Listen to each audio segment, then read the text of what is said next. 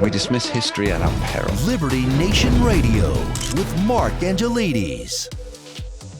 And we're back with Scott DeCasenta discussing affirmative action being struck down at the Supreme Court. Now, earlier in the show, we were talking about how universities will have to implement this from the writing of the opinion, the release of the opinion. But now I want to talk about the implications, Scott. And I think there are many and varied here, aren't there? Because although it's clear that the universities in question, Harvard specifically here, but this is true of many public and private universities, they want the increased diversity, let's call it. So are they just going to try and game the system to award, for example, based on essays, like grant more importance to the essays that people submit for application? And obviously with that, students will also game the system. We're going to see a lot of white and Asian kids starting their essays with, "I was born a poor black child," a la Steve Martin and the Jerk. Are we going to see that a lot? Yes, we are. Because it reminds me, there was a poll last year, I think, presumably an anonymous poll, where I think it was more than 20% of students admitted to lying about their race to get more favorable college admissions. So how do you see this playing out? How's everybody going to gamify from each side and the other? This is addressed specifically within the case. I think Justice Sotomayor wrote about how basically students could and schools could just game the system by, saying like, my experience of racial discrimination growing up was a terrible thing, but it shaped my work ethic. Yeah. And so much so that Justice Roberts addresses this point directly in the conclusion of the court's opinion. And he says that they will not be able to game the system like this unless there's an individual showing that the applicant's overcoming of the race issue, for instance, somehow accrued to their being a better candidate for the slot than somebody else. So what this means is, there will be a cottage industry for certain folks.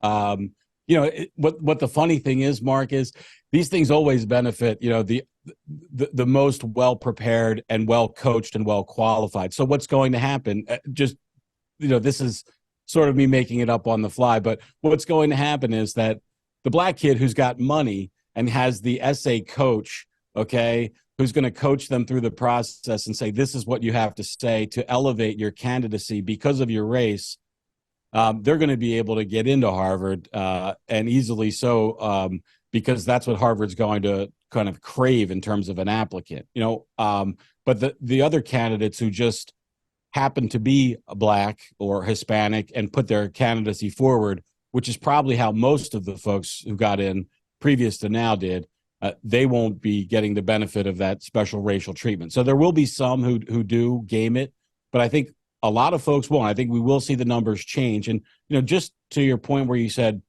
they're interested in diversity. The court said that they're not interested in diversity. They're interested in these narrow classifications that they somehow made. Well, of course, so for instance, when we talk about diversity nowadays, not you and I, but the society at large, the media in particular, and politics in specific, they're not really talking about actual diversity. They're talking about skin-deep diversity, which is a very, very facile way of looking at it. This is obviously specifically for race-based admission to Harvard University. Now, it will apply to public universities, private universities, but how is it going to impact society on a wider basis going forward? So, for example, specifically hiring practices across the United States. Well, no hiring can occur that includes affirmative action like a university is allowed or had been allowed to do.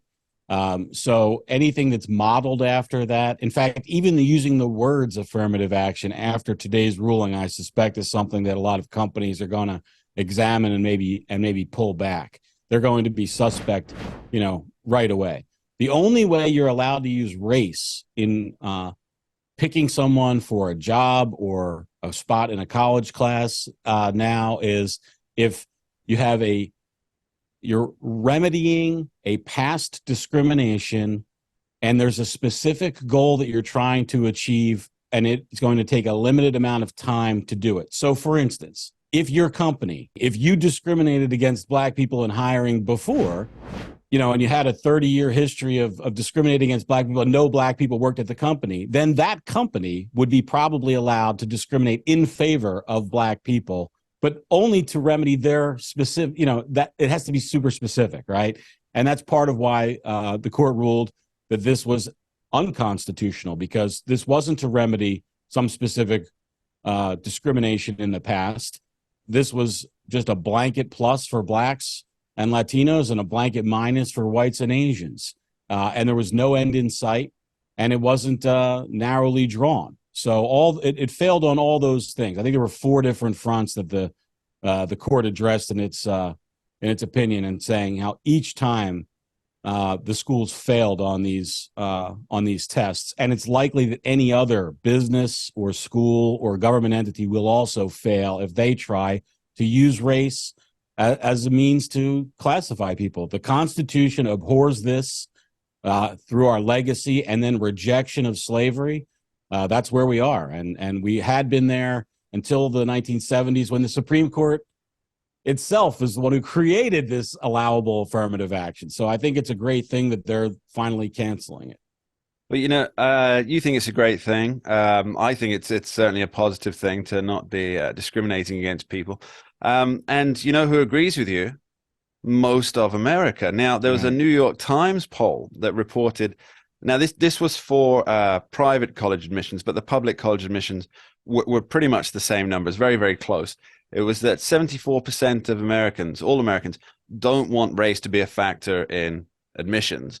And that included, it was 60% of Democrat voters. And obviously for independents, that number was higher. For Republicans, that number was higher again. So why is it, Scott? Now, we are recording this on the Thursday the 29th, as the decision has just been released.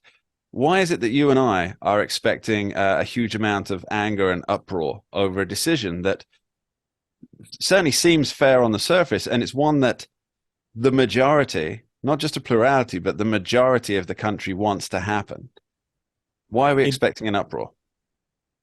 The thing they have the most in common with are the virulent racists. And what I mean by that is that they're so concerned with the classification of people by race. We talked earlier about diversity. There's no diversity of thought that's,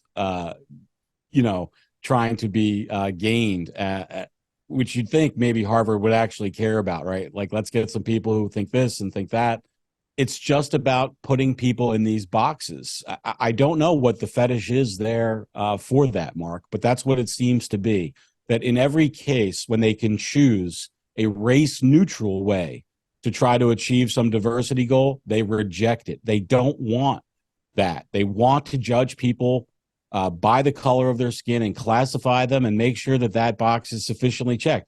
Now, Justice Roberts said that this was out of a good intention, and I think it's probably best practice to assume that the persons we disagree with are acting out of their best intention. So whatever that intention is, let's assume it's to elevate members of historically challenged societies, but also through a method that thankfully the Supreme Court rejects and sees as ultimately what it seeks to oppose, which is judging people based on the color of their skin, right? And not their experience as individuals, which is now what's required. So you, me, the Supreme Court, and Martin Luther King. Scott DiCosenta, thanks ever so much. Thank you, Mark. Cheers. We dismiss history at our peril. Liberty Nation Radio with Mark Angelides. Don't get caught up in the media madness.